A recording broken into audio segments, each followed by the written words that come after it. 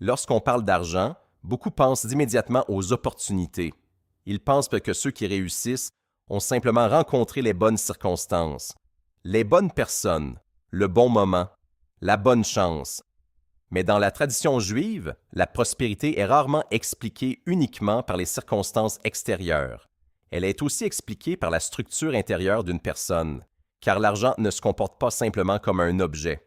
Dans la sagesse juive, l'argent est souvent décrit comme une forme d'énergie de responsabilité. Il circule, il arrive, il repart. Et la manière dont une personne se comporte influence souvent cette circulation. Certaines attitudes favorisent cette circulation, d'autres la bloquent progressivement. Pas comme une punition mystérieuse, mais comme une conséquence naturelle.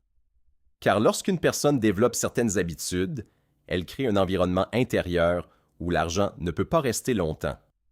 Aujourd'hui, nous allons explorer 5 comportements qui peuvent débloquer ton argent selon une lecture inspirée de la tradition juive, et comprendre pourquoi ces comportements, souvent invisibles, peuvent limiter la prospérité d'une manière très concrète. Si tu apprécies ce type de réflexion sur la prospérité et la sagesse juive, abonne-toi maintenant pour continuer à explorer ces idées avec profondeur et lucidité. 1. Vivre dans la peur permanente du manque. Le premier comportement qui bloque l'argent est la peur constante du manque. Cela peut sembler paradoxal, car beaucoup pensent pas que la peur pousse à travailler plus. Mais dans la réalité, la peur du manque produit souvent l'effet inverse. Une personne qui vit constamment dans la peur devient excessivement prudente. Elle hésite, elle repousse certaines décisions, elle évite certains risques qui pourraient même pourtant être nécessaires pour évoluer. Dans la tradition juive, cette peur est décrite comme une contraction intérieure. Et cette contraction influence la manière de penser. Une personne contractée voit moins d'opportunités. Elle interprète chaque situation comme un danger potentiel. Elle protège ce qu'elle possède, mais elle construit difficilement quelque chose de nouveau. La prospérité exige une forme d'ouverture, pas une imprudence, mais une ouverture mentale, une capacité à considérer que certaines décisions impliquent un risque, mais aussi une possibilité de croissance. Celui qui vit uniquement dans la peur finit souvent par bloquer les opportunités avant même qu'elles apparaissent. 2. Utiliser l'argent pour calmer des émotions. Un autre comportement très courant est la dépense émotionnelle. Beaucoup de décisions financières ne sont pas logiques, elles sont émotionnelles. Après une journée difficile, après une frustration, après un sentiment d'insatisfaction, certaines personnes ressentent le besoin de dépenser, pas parce que l'objet est réellement nécessaire, mais parce que l'achat crée une sensation de soulagement, une distraction, un moment de plaisir. Dans la tradition juive, l'argent est considéré comme une responsabilité. Chaque décision financière révèle une priorité. Lorsque les dépenses deviennent un moyen de calmer des émotions, l'argent perd sa fonction. Il cesse d'être un outil. Il devient un mécanisme de compensation. Et ce mécanisme crée souvent un déséquilibre, car les émotions sont fréquentes, et les décisions impulsives deviennent alors fréquentes. La prospérité exige lucidité. Une lucidité qui permet de distinguer un besoin réel d'une réaction émotionnelle. Si cette idée te parle, écris en commentaire lequel de ces comportements te semble le plus fréquent aujourd'hui. 3. Refuser d'investir dans son développement.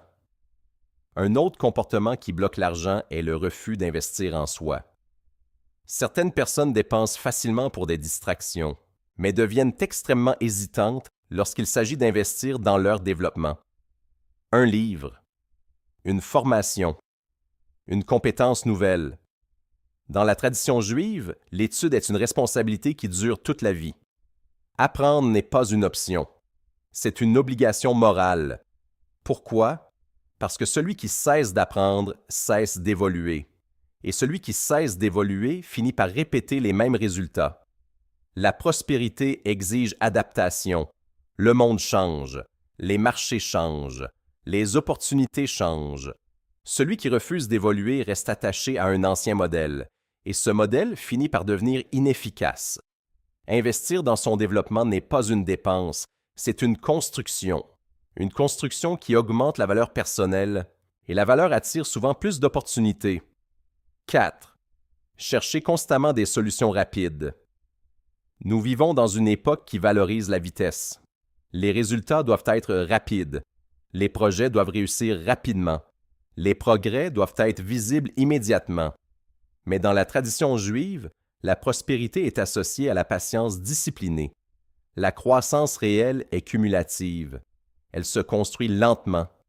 Jour après jour, une amélioration légère, une décision réfléchie, une discipline régulière. Celui qui cherche uniquement des résultats rapides abandonne souvent avant que les résultats réels apparaissent.